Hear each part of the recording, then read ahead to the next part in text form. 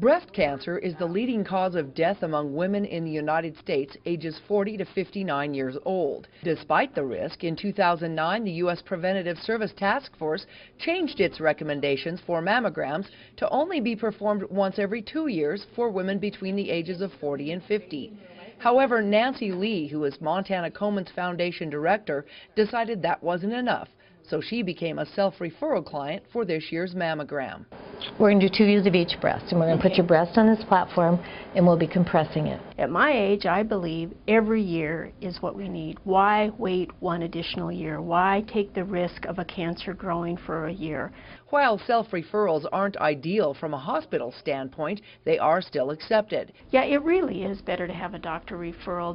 Then your results go to a doctor. The doctor can advise you on your follow-up, tell you what you need to be doing, if a second callback needs to happen. The latest statistics show that more than 50% of women with insurance are not getting annual mammograms. That's why the Komen Foundation is promoting the concept of less talk, more action.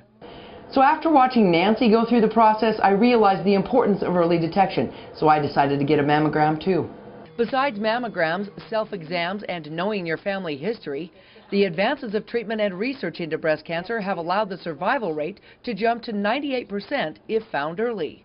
But early detection is so important because breast cancers can be caught as small as 4 to 8 millimeters. That is so tiny and so curable these days. But in the United States, 95% of all breast cancers occur in women over 40. So as they get older, the risk increases, so it's more important to do your annual mammogram.